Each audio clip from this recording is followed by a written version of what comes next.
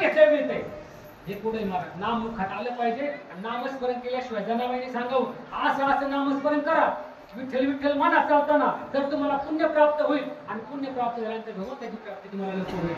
जनाबाईंनी एवढं काम करावं महाराज काम करताना त्या ठिकाणी गौऱ्या थापावा आणि गौऱ्या थापत असताना देवाने त्या ठिकाणी विठू लागावा. ही जनाबाईचा महिमा पुढे ऐकून गेला काशी क्षेत्रामध्ये ऐकून गेला.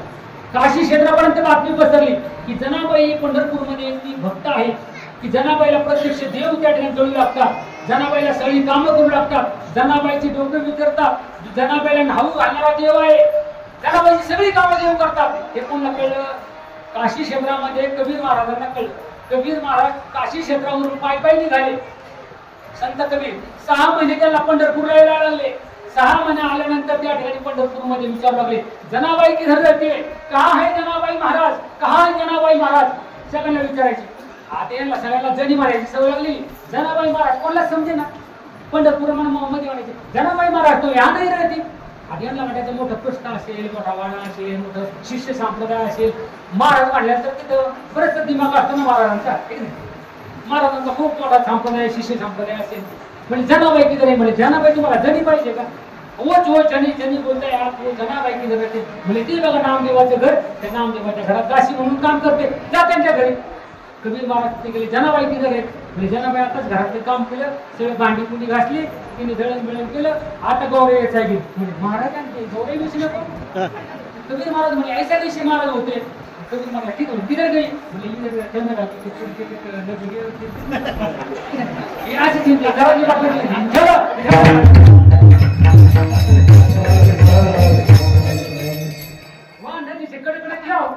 जनाबाई मिलेगी धाकते धाकते पण झाकून गेले आपली हिंदी असते. कबीर महाराज निघले इकडे चालले आणि गेल्यानंतर त्या ठिकाणी 2-4 बायांची भांडणं झाली. 2-3 स्त्रियांची भांडणं झाल्यानंतर कबीर महाराज म्हणतात जनाबाई कोण आहे उसने जनाबाई किधर आहे जनाबाई किधर आहे. मग त्या 4 बाया भांडत होत्या जनाबाई बरोबर.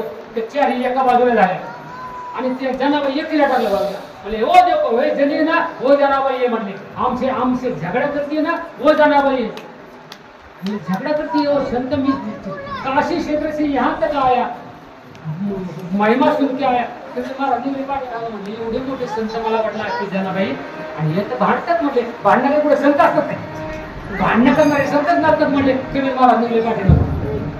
जनाबाई म्हणजे थांबा महाराज तुम्ही आलेत ना आता थांबा आमची एवढी भांडणं मिटवा आणि मग जा. तुमचं काय काम होतं मला नाही माहिती पण आमची एवढी भांडणी मिटवा आणि मग जा. कबीर महाराज बोलले क्या झगडा आहे तुमचा किस कार्याचा झगडा चल रहा है. जनाबाई म्हटल्या हे बघा म्हटले गौऱ्या माझ्या मी एकटी थापते परंतु माझ्या गौऱ्या जास्त असतात.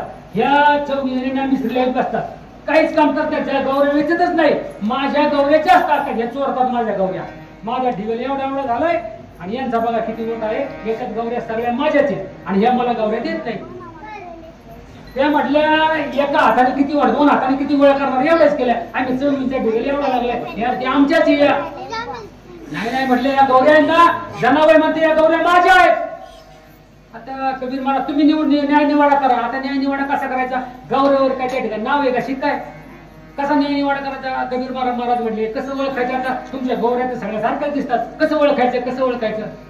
जनाबाई म्हणले सोपं आहे म्हटलं ओळखायचं काय अवघड आहे ओळखायचं म्हणले ज्या गौरीला तुम्ही हात लावताल ती गौरी कानाला लावा गौरीतून जर विठ्ठल आवाज आला तर ती गौरी माझी आणि ज्याचा तो विठ्ठल आवाज येत नाही ती गौरी त्यांची. कबीर महाराज म्हणले क्या चमत्कार आहे देखना तर पडेगा. कबीर महाराज गेले त्या गौऱ्यामध्ये गेले आणि गौरी कानाला लावायचे काय चमत्कार महाराज. जनाबाईने जनाबाई त्या गौऱ्याला कानाला लावली की त्यातून विठ्ठल विठ्ठल विठ्ठल विठ्ठल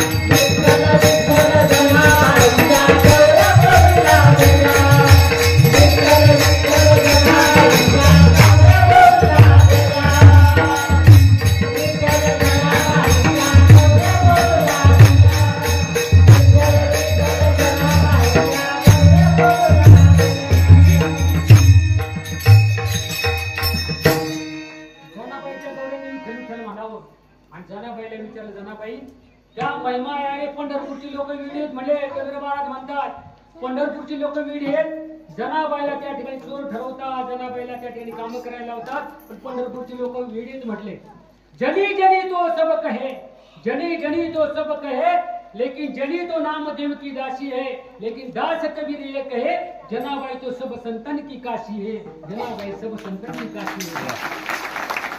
म्हणजे सगळ्या संतांची काशी जर कोण असेल तर जनाबाई आहे. एवढा जनाबाईचा मान मिळाला जनाबाईला महाराज.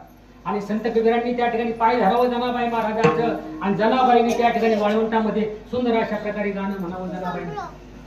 मुक्ताईने ज्ञानेश्वर माऊली समकालीन संत होते महाराज. जनाई मुक्ताई दे सोनी, जनाई मुक्ताई दे सोनी रे सगळे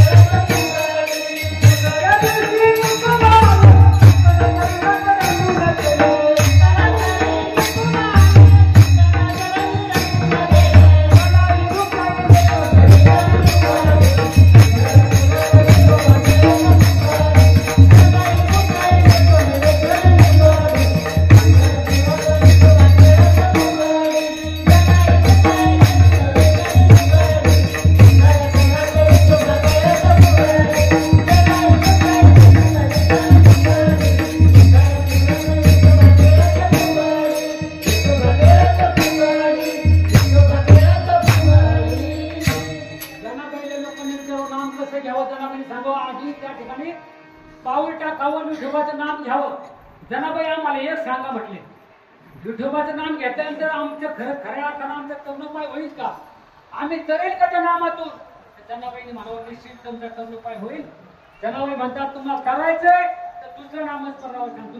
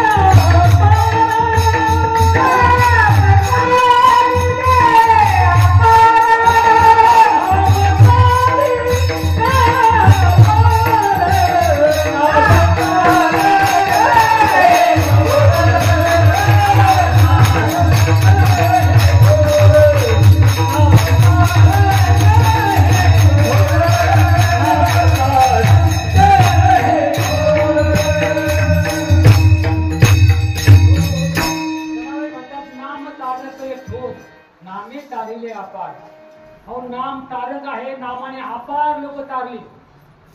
प्राणी तर तिल्यात नवल नाही महाराज, जीवजंतू तर तिल्यात नवल नाही. नामाने दगड पाण्यावर चढली महाराज. नामाने माणसं तर तिल्यात नवल नाही, नामाने दगड सुद्धा पाण्यावर तरंगली महाराज. देवाचं नाम एवढं श्रेष्ठ आहे महाराज. तुझ्या नामाचा महिमा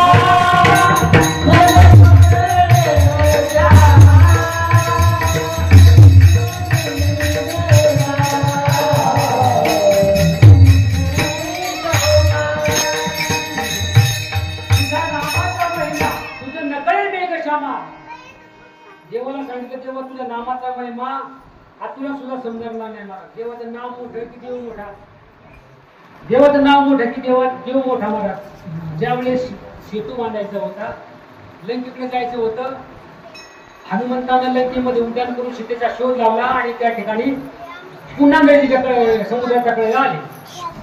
त्या ठिकाणी प्रभू रामचंद्राने समुद्राला विनंती केली. 3 दिवस समुद्राच्या कडेला बसले. समुद्राची विनंती केली की आम्हाला रस्ता दे. समुद्र काही रस्ता दे ना. प्रभू रामचंद्र तिसऱ्या दिवसात रागावले मला. प्रभू रामचंद्रांनी भात्यातून बाण काढला आणि त्या धनुष्याला लावला आणि बाण आता सोडणार समुद्रावर. त्या ठिकाणी समुद्र प्रकट झाला. मी क्षमा करा, मला रस्ता का देत नाही. 3 दिवस झालं म्हणला मी तुमची सेवा करतोय, 3 दिवस तुमची वाट पाहतोय, मला रस्ता द्या म्हणून. समुद्र म्हणला मला तुम्हाला रस्ता देता येणार नाही. तुम्हाला जर समुद्र पलीकडे जायचं असेल तर मग प्रभू रामचंद्र म्हणले बाण तर मी काढलेलाच आहे, तुला रस्ता द्यावाच लागेल. म्हणजे तुम्हाला समुद्राच्या पलीकडे जाण्याचा मी तुम्हाला युक्ती सांगतो. जर तुम्हाला आज मी मार्ग दिला, तुम्ही देव आहात म्हणून तुम्हाला मार्ग दिला, उद्या कोणी येईल रामाला बरं मार्ग दिला त्यांनी द्यायला आम्हाला का देत नाही. राम तुझा बाप होता असं म्हणजे ना, खरे बापच आहे, जगाचा बापच आहे तो. प्रभू रामचंद्र म्हटले ठीक आहे, म्हणजे तुमचा काय न्याय आहे. अरे देवा तुम्हीच तर सांगितलं ना, देवा तुम्हीच सांगितलंय म्हटले. काय सांगितलं देवाने? देव म्हणतात पर्वती वैसकांड चंडावी, समुद्री रेखा नवलंडावी, पृथ्वी कुठे व्हावी ही आज्ञा माझी. देवाने सांगितलं की आज्ञा तुम्ही सांगताना समुद्राने रेषा वळणायची नाही, पर्वताने आपली जागा सोडायची नाही. आता मी कसं काय तुमची आज्ञा मोडणार? मला सांगितलं तुम्हाला एक युक्ती सांगतो. म्हणजे काय? तुमच्या सैन्यामध्ये नल आणि नील नावाचे 2 वानर आहेत. ते कोण आहेत? ते विश्वकर्म्याची 2 मुलं आहेत. त्यांना शाप आहे, त्यांच्या हाताने काही जरी पाण्यात टाकलं ते करणार आहे. ती लहान लहान होते त्यावेळेस ऋषीचे काय करायचे? ते ऋषीचे साहित्य कमडून घ्यायचे, पाण्यात टाकायचे, ते बुडून जायचे. ऋषी ध्यानस्थ बसायचे आणि ध्यानस्थ होते की त्यांनी त्यांची साहित्य फेकून द्यायचे, ते बुडून जायचे. ऋषी म्हणले कोणाला काय करावं? हाणावं मारावं, काही लहान मुलं आहे त्यांना काय करावं? मग ऋषीने शाप दिला त्यांना. काय शाप दिला? तुम्ही काही पाण्यात टाका, तुमच्या हाताने तरी घे. मग त्यांचे देव वगैरे पाण्यात टाकले की पाण्यात टाकायचे. ऋषी ध्यानातून उठले की पुन्हा ते देव पाण्याची गोळा करायचे, पुन्हा घ्यायचे. तर लहान लेकराला काय करायचे? तो शाप आहे म्हटलं त्यांना. मग त्या शापाचा त्या ठिकाणी तुम्ही उपयोग करून घ्या. नल आणि नील यांच्या हाताने पाण्यात दंड टाका, समुद्राचा त्या ठिकाणी सेतू बांधा आणि 100 योजने समुद्र आहे त्या पूल बांधून तुम्ही पलीकडे जाऊ शकता. ठीक आहे म्हटले. मग त्या ठिकाणी 18 पद्म वाढत दगड आणायला, वय ज्याला दगड उचलं त्या दगड आणायचा. आणि मग यांनी काय करायचं? यांनी दगड घ्यायचा, आवाज समजा, दगड आणायचा आणि हात लावायचा आणि समुद्रात टाकायचा. आता आणायला हाताखाली बिगारी किती झाले? बिगारी 18 पद्म वाढत आणि गौंडी. आता 2 गौंड्यांनी काम 8 पडा ना. बरेच दिवस काम चाललं. हनुमंतराय प्रोग्राम हनुमंतराय म्हणजे आपलं कॉन्ट्रॅक्ट द्यायचं चुकलं बरं का? तर पण आपलं कॉन्ट्रॅक्ट चुकलं होतं यायचं म्हणजे या माणसाला काय काम यायचं ते होत नाही म्हणजे नवरीला. म्हणजे काय झालं? अरे म्हटलं इतक्या संत गतीने काम चाललंय, आताची 1 महिलाचं काम झालं नाही. 8-10 दिवस झाले आपलं काम चाललंय, 1 महिलाचं काम होईना. म्हणजे याच्या त्याने काम होणार काय? टेंडर बदलावं लागेल. म्हणजे कोणाला द्यायचं टेंडर? म्हणजे तेव्हा असं जर इतका सावकाश काम चाललं तर आपला पूल पूर्ण होईल बरं का यांच्यासाठी, पण तोपर्यंत सीता म्हातारी होईल. लंकेमध्ये सीता म्हातारी होईल. मग आपण जायचं सीतेला आणायला. म्हणजे काय उपयोग व्हायचा? मग तेव्हा म्हणले आता असं करा, टेंडर बदला. हनुमंतराय म्हणे, देव म्हणजे हनुमंता तूच कॉन्ट्रॅक्ट घेऊन टाका. आता म्हणे टक्केवारी अजिबात देऊ नका, काय टक्केवारीची गरज नाही आणि कॉन्ट्रॅक्ट हनुमंतराय तूच घेऊन टाका. ठीक आहे म्हणजे 10% नको 5% नको काहीच नको म्हणजे. पण हनुमंता काम कसं झालं पाहिजे? झटकीपट काम झालं पाहिजे. हनुमंतराय म्हणजे काळजीच करू नका. नलीला सांगितलं इकडे तुम्ही काय करा, हे दगड नेला एका लोकांनी राम टाका आणि पाण्यात टाका. राम टाकला पाण्यात टाकला, राम टाकला राम नावात दगड टाकायचं पाण्यात टाकायचं. पण ते दगडांचं व्हायचं काय माहिती का? राम टाकला ते दगड पाण्यावर तरंगायचा, पण ते कुणी गळ वाहून जायचा. अरे बोले समुद्रावर दगड तरंगते, पण लाट आली का इकडं तिकडे इकडे तिकडे याला पूल का तयार व्हायचं? हनुमंतराय म्हटलं एकत्र दगडी कसं राहायच्या काही यांना का बांधताही नाही एकत्र ना. काय करायचं? हनुमंतराय बुद्धिमत्ता वरिष्ठ हनुमंतरायने डोकं चालवलं. म्हणजे काय करा? म्हणजे एका दगडावर रा टाका आणि दुसऱ्यावर म टाका. म्हणजे रा टाकला आणि म टाकलं ना, 2 दगड पाण्यात टाकले, रा आणि मला चिपटून राहायची ती रा आणि मला चिपटून राहायची. चालला ना पूल तयार होते. आता एका महाराजाने प्रश्न मला विचारला, महाराज राम नावाचं त्या ठिकाणी महाराज राम नाव टाकलं, राम नाव वानर सेनेची त्या ठिकाणी श्रद्धा आहे. मग तुमच्या वानर सेनेने त्या पुलावून पलीकडे कसे गेले? राम नाव पायी कसा काय दिला असेल? पंढरपूरला जाताना आपण पंढरपूरला गेले तुम्ही त्या ठिकाणी प्रत्येकाला रांगोळी काढली होती. त्या ठिकाणी विठ्ठलाची मूर्ती, त्या ठिकाणी रामकृष्ण आहे. लोक असे चुकवून जाणार ना बाजूला. त्याच्या पाय कसा द्यायचा बरं राम नावावर? पण तुमच्या वानर सैन्याने त्या राम अक्षरावर पाय कसा दिला आणि दगडावर पाय देऊन कसे काय केले? मी त्यांना भरकान उत्तर दिलं. राम नाव आहे ना, ते राम नाव असे या साईडला केलं, काही नाव खाली केली आणि काहींची अक्षर या साईडला केली. गेले खूप काय उत्तर द्यायचं त्यांना एक जण मला पलीकडे गेले तर आम्हाला वाटलं दगड टाकतात पाण्यामध्ये दगड तरवते दगड टाकला का तरवते रामला वाटलं हाताने दगड करतोय आणि आपल्या हाताने काय करतो आपण तरवतोय दगड तारण्याचं म्हणलं कमालायचे म्हटले रामाला का शिर वाटलं रामाने काय केलं एक साईडला गेले आणि त्या ठिकाणी एक दगड घेतला एवढा घेतला मृत एवढा आणि पाण्यामध्ये टाकलं तर पुरा दगड राम म्हटलं इवान माझ्या हाताने दगड तरवतोय माझं नाव टाकलं दगड तरवतोय आणि मी टाकल्या दगड पुराला रामाला वाटतं जरा मोठा झाला काय रामाने थोडासा बारीक घेतला छोटा घेतला तेवढा घेतला मग रामाने पुन्हा दगड घेतला पुन्हा पाण्यात टाकला ते बुडाला ना दगड बुडवते राम म्हणला परत मोठा झाला काय टाळा एवढा घेतला उभा एवढा दगड घेतला मला राम म्हटलं तरंगला तर तरंगला दगड टाकला बुडाला आता अजून किती बारीक बारीक सांगू तुम्हाला कोण सांगू आपल्याला 12 वाजून जायच्या करताना सगळे दगड बुडाले हनुमंत रामाला वाटलं आपलं हे दगड बुडाले हे जर कोणी पाहिलं तर आपलं अपमान होईल ना कारण माझ्या नावाने दगड करतोय आणि माझ्या हाताने दगड बुडतोय आज सायकलून पडला मोटरसायकलून पडला नाही एखादा ते किती लागले तुझं ते मला काय करतो पहिला आपल्या कोणी बघितलं काय ते लागले किती मोठे होते आपल्या कोणी पाहिलं का पडताना त्याचा प्रभू रामचंद्रांनी काय केलं म्हटले ना आपला आपण दगड बुडालाय पाहिले पाठीमागा हनुमंतराय जय श्रीराम हनुमंत कुठे आला म्हटले मी पाहिलं तेवढा आलो तुम्ही पाहिला दगड टाकला तो पाण्यात बुडाला आणि मी तेच वेळेस होतो अरे म्हणजे हनुमंत मला कळत नाही हे दगड माझ्या नामाला करतात आणि माझ्या हाताने बुडतात हे कसं काय मला नाही समजलं म्हणलं अरे जेव्हा तुझ्या ज्याने तुझं नाव घेतलं ना तुझं नाव ज्याने घेतलं ना तू तरलाच म्हणून समज आणि तू ज्याला सोडून दिलं ना तू सोडून दिले म्हणलं तू तरलाच कसा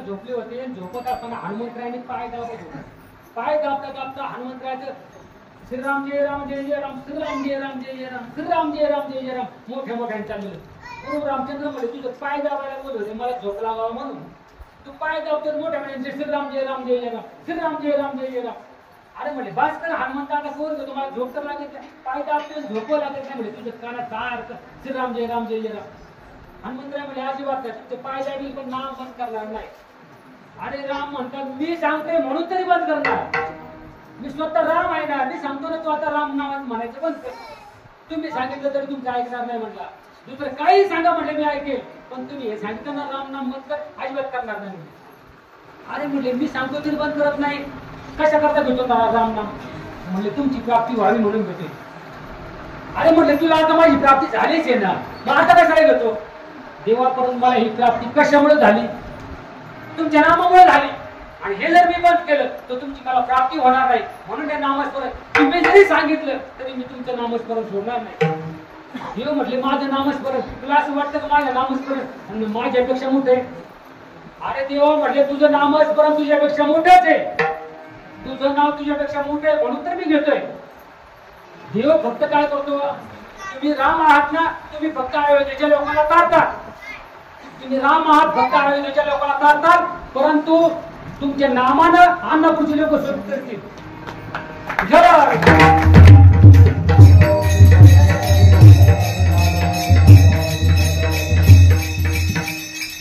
जनाबाईला विचारलं हे नाम ठीक आहे व तुम्ही म्हणता नाम तारायचे धोर नामे तारायले आपला हरण आणि उठा जनाबाई महाराजांना विचारलं की जनाबाई तुम्ही नाम तारे म्हणता नाम तारे दिले अपार हे याचे नामे अनेक जण तारले वाल्यासाठी पाठी लोक करून गेले परंतु आम्हाला एक अंतर उदाहरण सांगा ना कोण कोण तरलं बा या अभंगाच्या तिसऱ्या चरणात जनाबाई सांगतात नामे तारिले अपार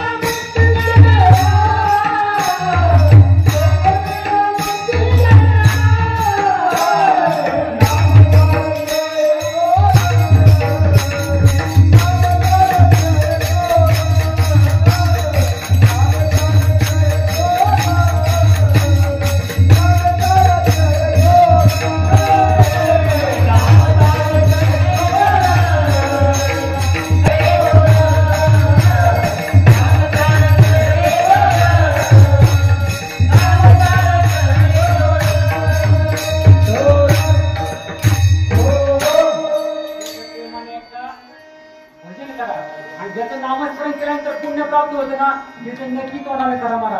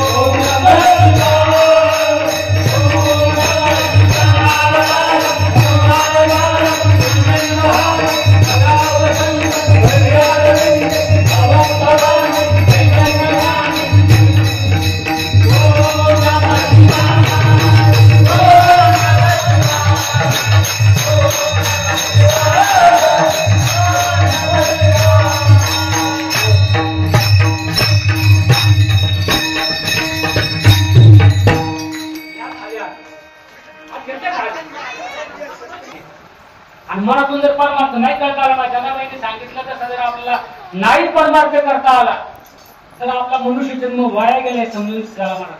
कारण ज्याच्यासाठी आपला जन्म झाला ना आणि त्याच्यासाठी जर आपण कार्य नाही केलं, हे प्रपंच करण्याकरता आपला जन्म मिळाला नाही तर भगवंताची प्राप्ती करण्याकरता जन्म मिळालाय.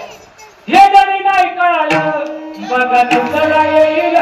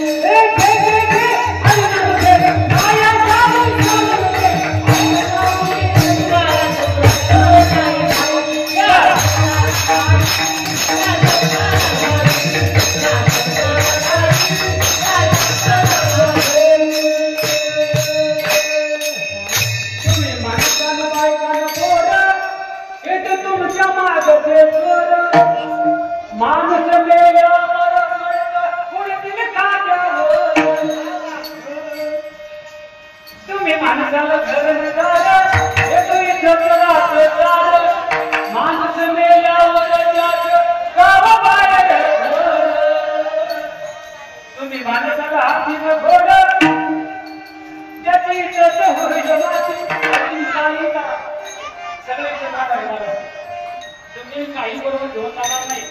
म्हणून काय करा, फक्त भगवंताचं नामस्मरण करा आणि नामचिंतन केल्यानंतर जनाबाई महाराज सांगतात की काय झालं, नाम मी कसं घेत होते, नाम मी कसं घेत होते. जनाबाई महाराज चौथ्या जगामध्ये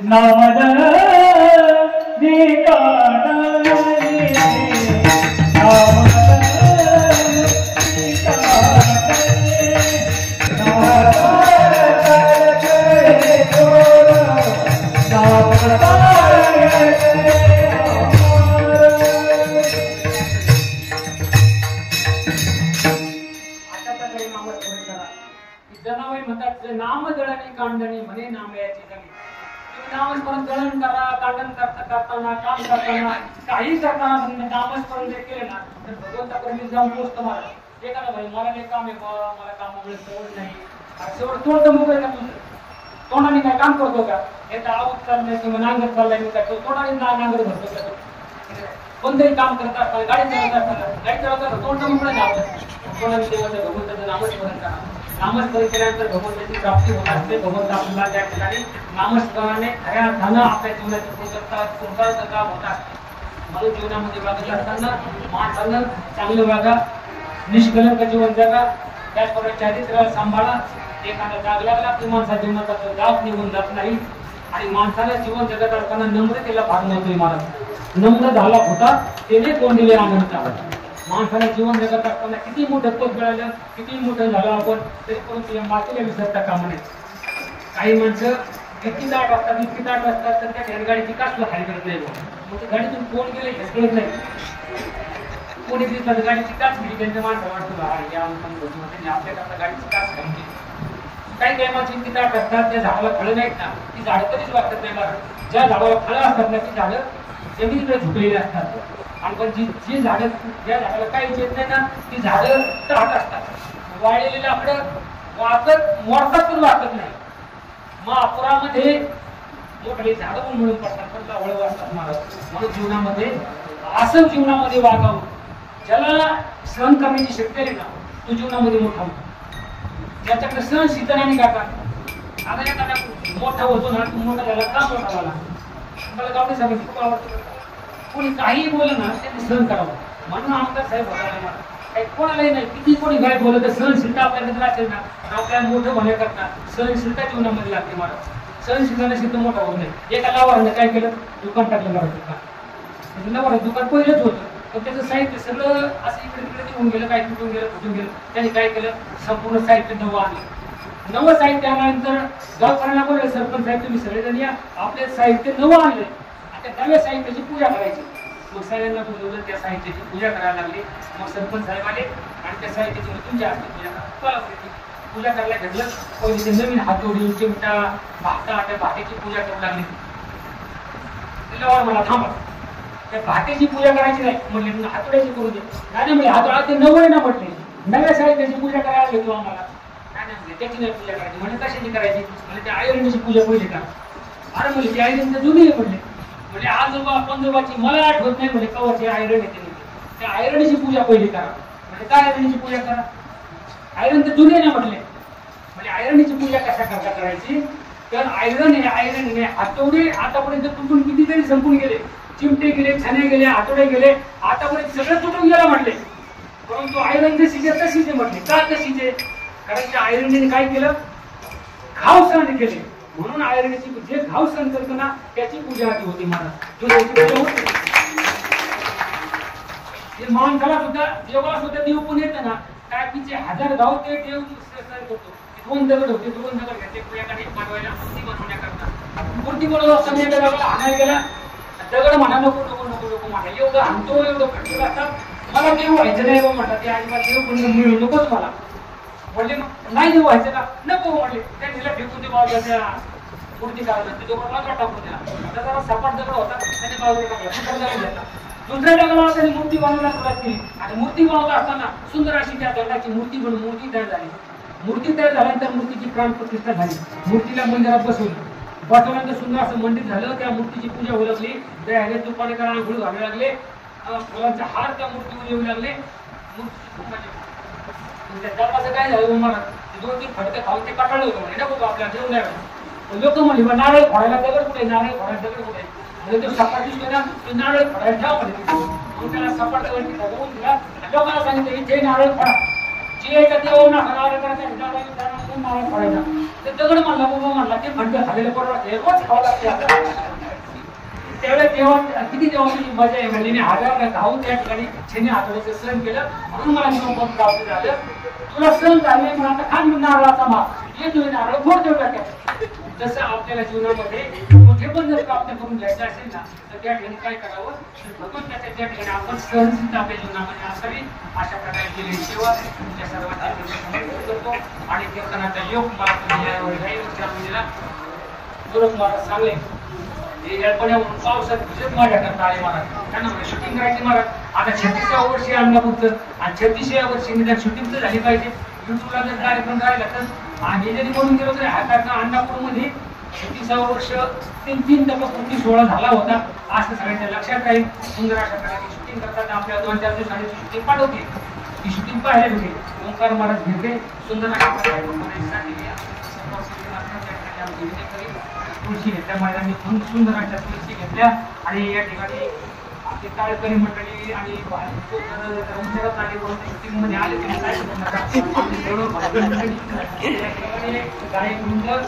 आणि महिला मंडळी आणि तुम्हाला सर्वांना धन्यवाद देतो. आजचं सौजन्य साईबाई धोंडीबा ठुबे वैकुंठवासी साईबाई धोंडीबा ठुबे यांच्या स्मरणार्थ रवाजीनाथ ठुबे यांनी आजचं कीर्तन सौजन्य दिलं.